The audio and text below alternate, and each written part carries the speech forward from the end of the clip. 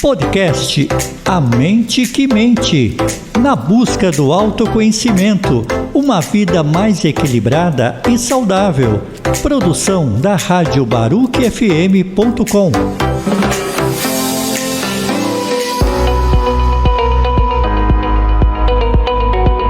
Oi pessoal, tudo bem?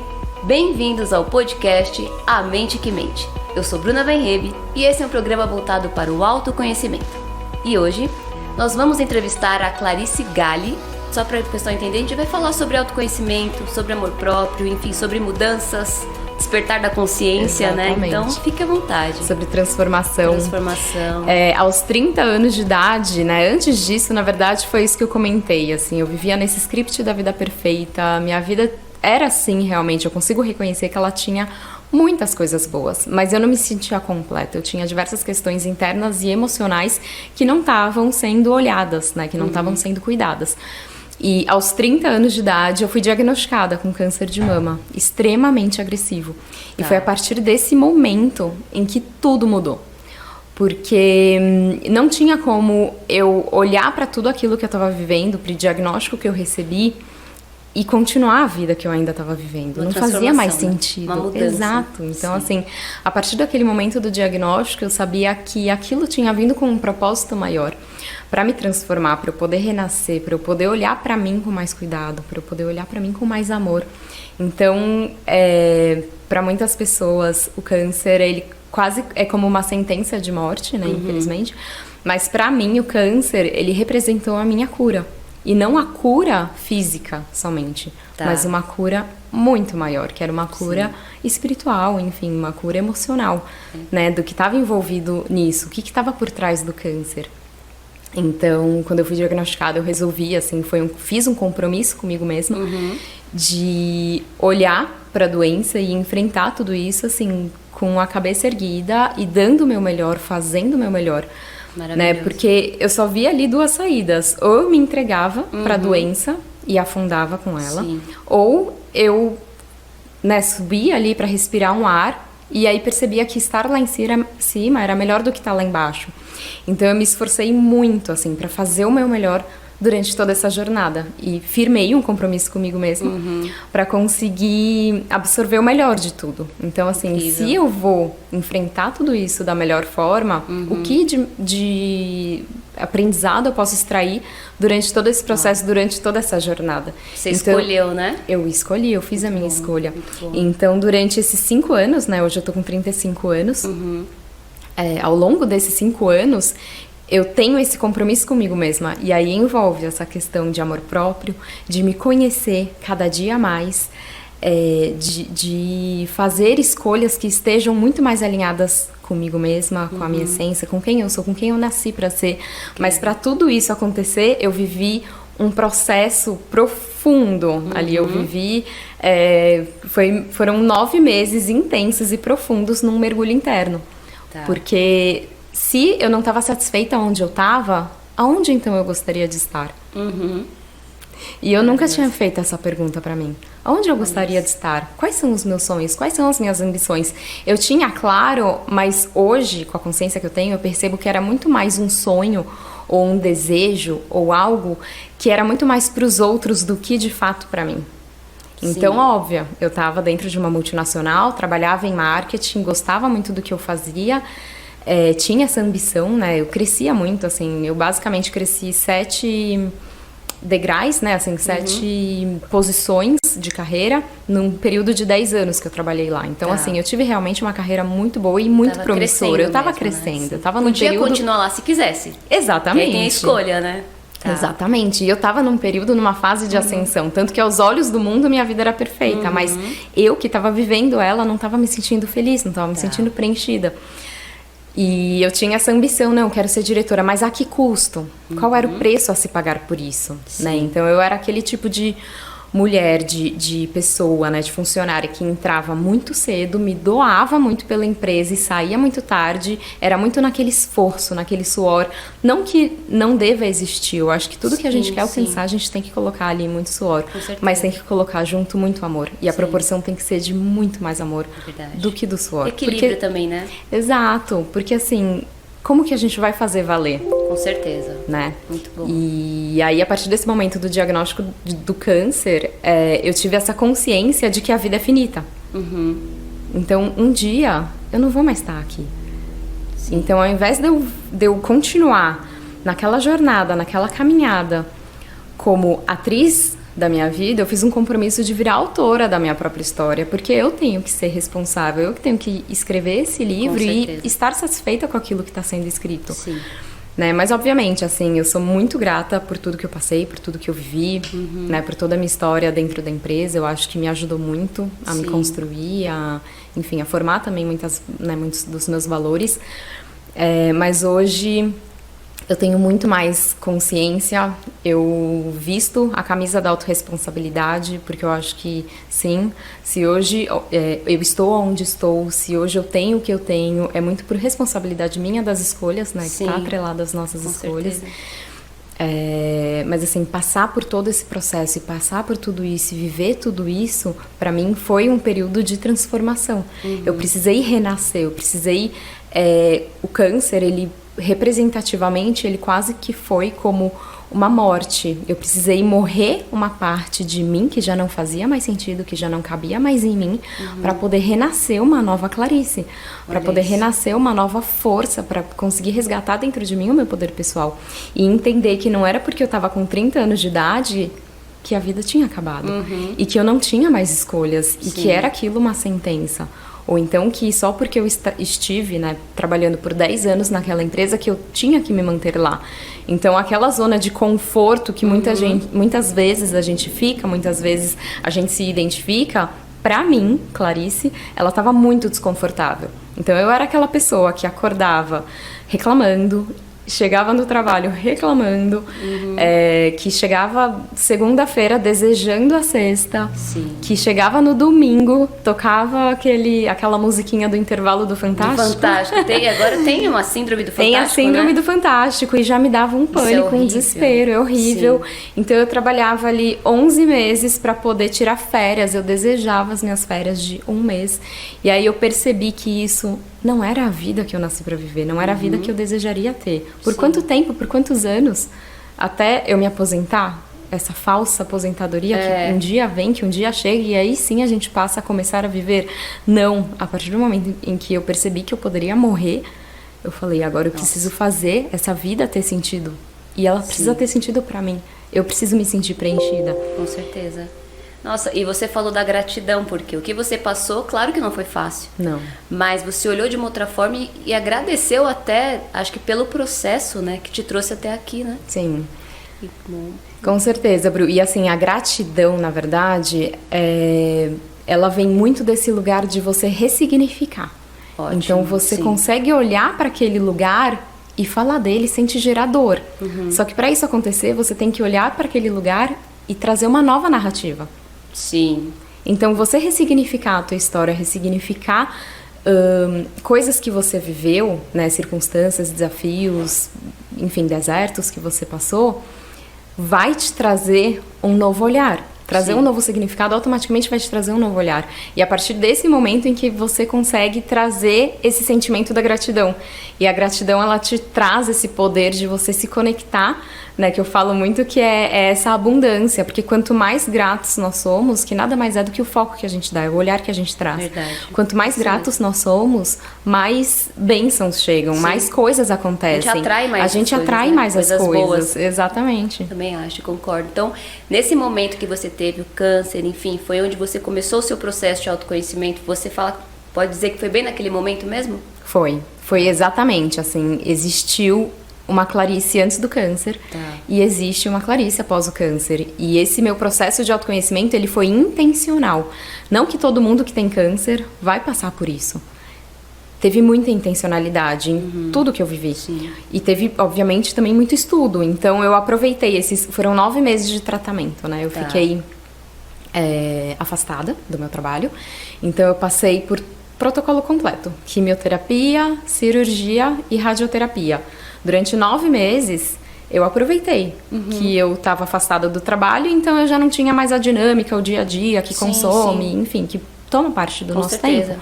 Então eu aproveitei e me aprofundei em cursos, em livros, eu fiz absolutamente Olha tudo. só. Acabou sendo uma oportunidade, né? Exatamente. Então, assim, foram meus 9 meses de renascimento, literalmente. Né? A mãe, geralmente, ela tem ali os 9 meses, algumas menos, verdade, outras mais, verdade. né? Depende muito do bebê. Mas, geralmente, o período de gestação, a gente fala ali que são 9 meses. Nossa, olha que comparação linda. E eu Muito bom. passei por 9 meses de tratamento, e que foram 9 meses de renascimento. Eu precisei, assim, quebrar muitas crenças limitantes que eu tinha. Mas antes de quebrar, eu precisei tomar consciência. Eu precisei olhar para elas e falar, não, olha aqui, eu tenho isso aqui dentro de mim. Ah, olha aqui, eu também... Sabe, eu precisei tomar consciência sobre muitas coisas que estavam me impactando. Por que eu vivia o que eu vivia? Por que eu estava dentro do relacionamento que eu estava? Porque eu comecei a me fazer questões... E a partir do momento em que eu busquei esse autoconhecimento, né, que foram através de cursos, de livros e de me sentir, de começar a me perceber, me sentir.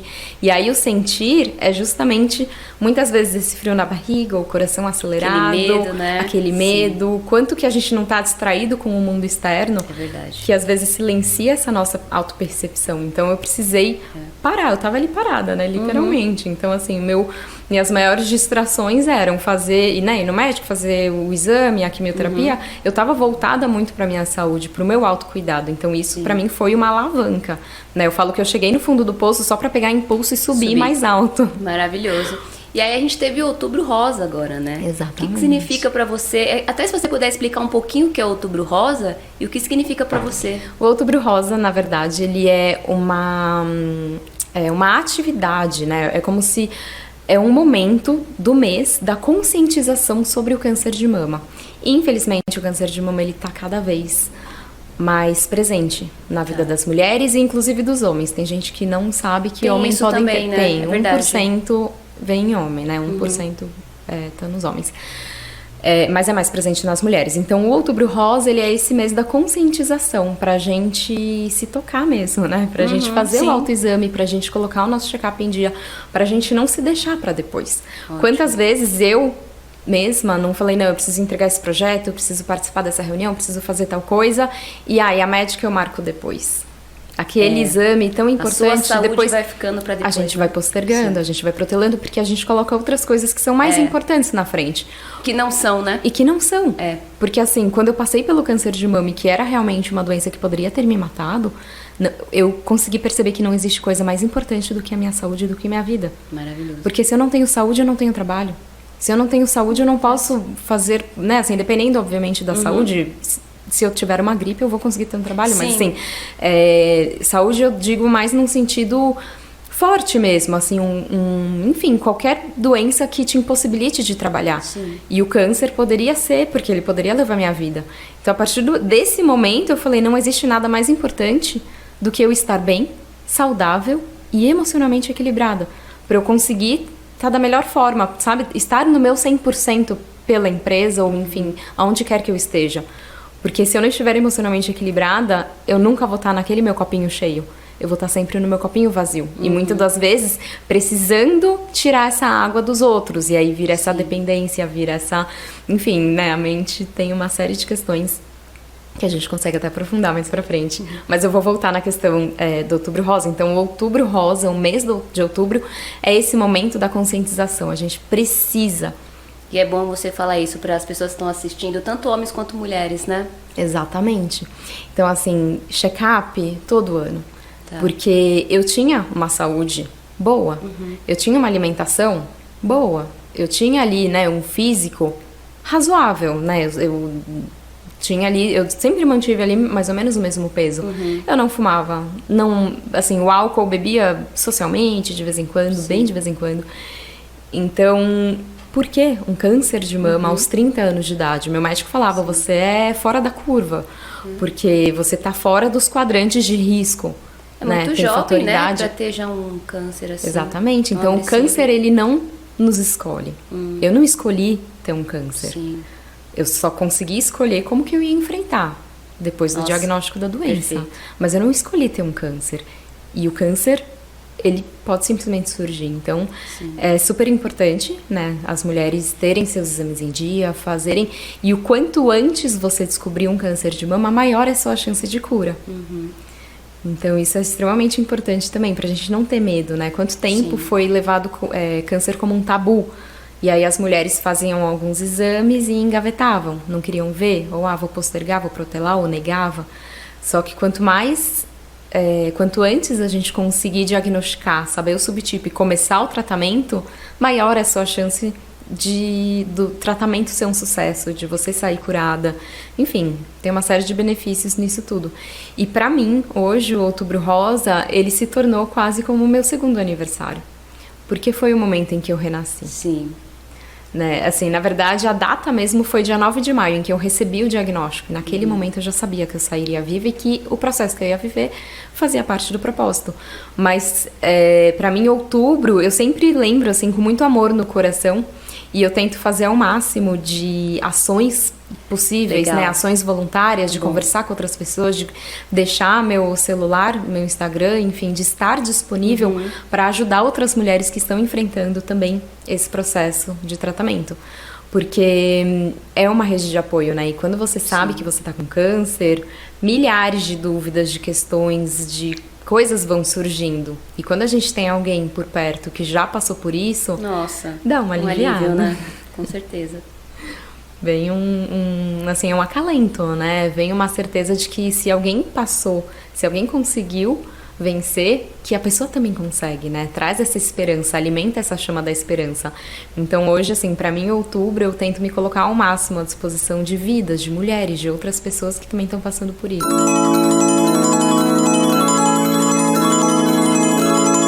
Falar sobre o Outubro Rosa é muito importante. Eu te convido até pra gente gravar um outro programa só deste assunto, porque assim, eu acho que as pessoas precisam saber, Com né? certeza. É muito importante. É muito importante. Mas assim, enfim, depois desse processo, nesse processo, na verdade, que você tá, porque o autoconhecimento não para, quais ferramentas você usa no seu dia a dia pro seu bem-estar? Eu pratico muita atividade física, então pra mim o que faz sentido é estar em meio à natureza e atrelar isso a uma caminhada, fazer coisas em que eu consiga atrelar bem-estar junto com, enfim, com coisas que vão me fazer bem, né? Sim. Então, inclusive durante o processo de tratamento de câncer, eu ia caminhar praticamente todos os dias. E isso melhorou muito, porque aumenta a oxigenação sanguínea. Sim. Né? Então, assim, tem uma série de benefícios. A gente, né, sabe que nós temos uma farmácia interna. E quando a gente trabalha ali aliado a tudo isso, faz com que tudo fique melhor. Sim. Então, não só durante o tratamento, eu sabia que depois eu precisaria manter, né, todo esse meu estilo de vida, essa minha rotina aí de cuidar da minha saúde como um todo. Então, além das caminhadas, que aí eu dou preferência ao parque, eu pratico yoga. Eu virei, assim, muito fã de yoga durante a pandemia, na verdade, porque antes disso eu tava fazendo musculação e aí com a pandemia tudo fechou e eu precisei me reinventar. E o meu reinventar foi voltar para as práticas de yoga e me aprofundar, assim. Então, hoje... Legal. Eu falo que eu até levo minhas emoções, minhas questões, alguma coisa que eu tô vivendo pro meu tapetinho. É que você vai trabalhando isso, né? Exatamente. Nossa, isso é bom tanto pro corpo físico quanto o emocional, quanto né? O pra mental. mente. Maravilhoso. E também nas práticas de yoga eu faço as minhas meditações, né? Então acaba sendo meio que um tudo junto ali. E quando eu termino, eu gosto sempre de pegar um livro e ler 3, 4, 5 páginas para começar meu dia. Então, durante a minha manhã, eu busco esse meu momento de estar comigo mesma. Um momento seu, né? Exato, de e nutrição. Até, isso que você falou de fazer o yoga, eu acho que já te abre a mente para você ler e aquilo trazer mais coisas, mais benefícios pro dia, né? Com certeza, Bru. E assim, quando a gente vai estudar sobre a nossa anatomia, né, humana, a gente vê que a respiração é extremamente importante. A gente não percebe a nossa respiração porque ela é um ato natural. Sim. Então, você nunca vai falar, tô respirando muito rápido ou muito devagar, só se você estiver num exercício físico, em algo que realmente sai ali do comum. Mas no seu dia a dia, você simplesmente respira. Enfim, você não tá atenta à respiração. E a prática de yoga te leva para esse estado de respirar na contagem, de respirar mais pausado, de prestar atenção no teu corpo, enfim, então te coloca muito mais nesse estado do mindfulness, né, que é o estado de consciência plena, de você estar presente naquele momento. Não, e consciência é algo que às vezes é tão simples, mas às vezes tão difícil, né? Exatamente. Você ter a sua consciência, você ter consciência do seu corpo, do que você pode fazer, do poder que a gente tem, né? Exatamente. Isso é incrível. Então, na prática de yoga, só por eu trabalhar a respiração, eu ativo o meu sistema nervoso parasimpático e é ele que é responsável pelo nosso bem-estar, pela nossa calma, pela nossa tranquilidade. E o modus operandi natural do ser humano é ficar no sistema nervoso simpático, que é do alerta, né, assim, nesse estado de alerta ativado, de medo, de estresse, enfim, a gente tem uma tendência maior aí para esse estado. Então, o que eu faço quando eu acordo? Eu me nutro de tudo aquilo que eu consigo e que eu posso. Então, eu vou pro meu tapetinho de yoga, faço uma meditação, né? Me trago essa consciência, trago consciência corporal, física, faço uma leitura e começo o meu dia. É uma dica ótima, né? Para as pessoas que estão assistindo, é uma dica. Assistindo e escutando a gente, é uma dica ótima isso. Com certeza, porque eu sinto até que a energia do dia já começa diferente. Nossa, eu já tô num estado de presença muito maior. Com certeza. E a espiritualidade? A gente está falando sobre espiritualidade também. É uma outra coisa que faz parte do seu dia a dia, né? Sim. Como é que é a espiritualidade para você? Pra mim, né, eu como cristã, eu faço meus devocionais. Então, pra mim, assim, durante essas práticas de yoga, meu momento de leitura, eu também tenho um momento de devocional. Então, eu leio um texto da Bíblia, uma parte da Bíblia, trago ali para um contexto, medito sobre ela, muitas vezes eu escrevo, eu gosto muito de escrever, então a escrita para mim também é uma forma curativa de eu, né, assim, entender outro um pouco tema, mais. Outro tema maravilhoso. Eu falo que a minha escrita, eu gosto muito da escrita intuitiva. Então, eu vou escrevendo conforme aquilo vem, conforme as coisas vão chegando. E depois, quando eu leio, é como se eu estivesse enxergando numa terceira pessoa. Então, já não sou mais eu que estou ali no problema, no núcleo do problema. Eu consigo me enxergar. Já resolveu até, exato. Né? Legal. Eu consigo me enxergar num outro prisma, num outro lugar, num outro parâmetro. Então, fica muito mais fácil de resolver as questões ou então de entender do porquê que eu estava vivendo e passando por tudo aquilo. Mas nos meus devocionais eu tenho esse momento de escrever, de meditar na palavra, de trazer entendimento e obviamente, né, assim, tentar ser uma pessoa melhor todos os dias, né? E aí eu como cristã, assim, eu tenho Cristo como guia. Então, como que Cristo agiria em determinada situação? Né? E eu me questiono, me pergunto, assim, caso eu passe por algum desafio, caso eu esteja vivendo algum deserto, como que Cristo agiria aqui? O que ele faria? E aí busco sempre, enfim, né, em orações, eu busco sempre estar conectada com Deus, com Cristo. Então, você está exercendo amor próprio, não é? Exatamente. Porque você está se munindo de ferramentas que só te ajudam e isso também faz com que você ajude outras pessoas, né? Com certeza, Bru. Muito bom. Porque assim, na minha crença, né, não existe como você encher um copinho de água com uma jarra vazia. Então, primeiro, a gente precisa se abastecer. Para depois conseguir ajudar outras pessoas. Primeiro a gente precisa se curar, para depois a gente querer conseguir ajudar a curar outras pessoas. Não que seja uma responsabilidade nossa. Sim, sim. Mas a gente pode sim se tornar né, assim, se tornar um ponto de referência, uma inspiração. Com certeza. Né? E eu acho que se a nossa vida estiver somente ao nosso favor, é muito egoísmo, né? Mas o que você falou é muito importante. Não tem como a gente ajudar o outro se a gente não tá se ajudando. Exato. E aí, acho que pra gente finalizar aqui, que é uma pergunta que eu quero fazer, qual que é o seu propósito de vida? Diante de tudo isso que você falou, qual é o seu propósito de vida? O meu propósito hoje, eu sinto que o nosso propósito ele vai mudando. A gente não tem um propósito, não é uma linha de chegada. Mas sim é a gente fazer o que a gente está fazendo no momento atual, no presente, no agora. Tudo aquilo que a gente faz com muito amor, com muita paixão. E tentar impactar o máximo de vidas possíveis, né? Assim, ajudar. E pra mim, assim, hoje, o meu propósito é inspirar, é poder impactar e ajudar o máximo de vidas possíveis a passar por todo o processo que eu vivi, por todo o caminho que eu percorri de uma maneira mais leve, de uma maneira consciente. Tanto que hoje eu tenho uma marca de semijoias com cristais. Ah, eu já vi, muito bonita. E eu trabalho com a energia das pedras, né? Com a frequência que elas emanam e trago sempre uma inspiração através disso. Né? E falo muito sobre sentimentos, sobre emoções. E eu também tenho uma mentoria de autoconhecimento que se chama Jornada do Despertar. Que foi justamente... Olha que incrível! Nossa, muito bom! Que foi justamente a jornada que eu vivi, porque parecia que eu estava vivendo no véu da ilusão. Parecia que eu vivia uma vida robótica. Sim. E quando eu despertei, né, é como se eu estava enxergando com as lentes embaçadas. O véu caiu.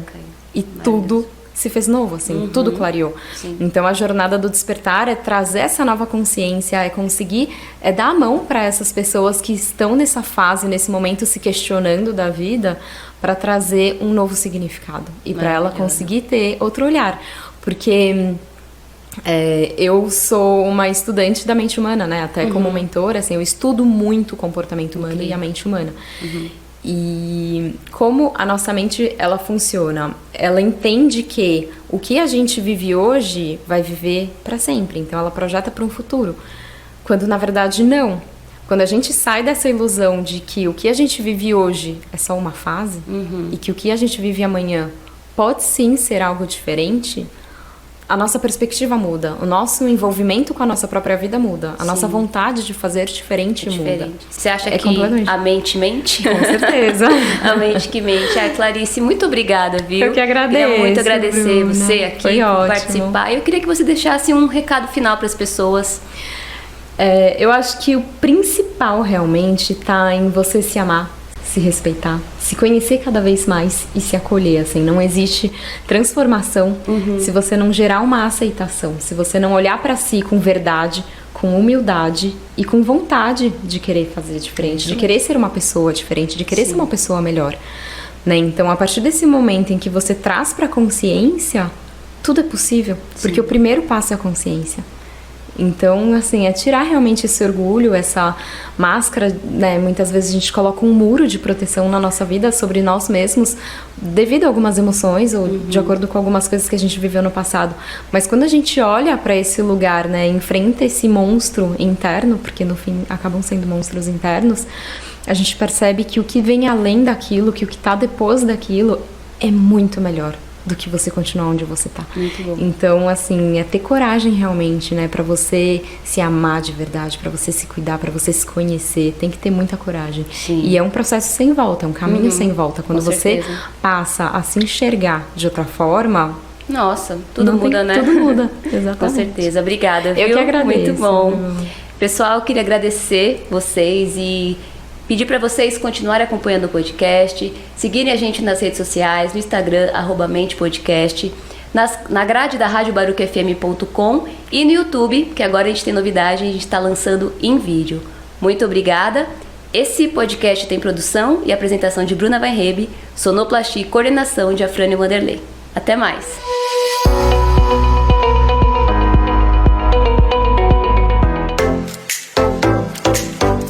Podcast A Mente que Mente. Na busca do autoconhecimento, uma vida mais equilibrada e saudável.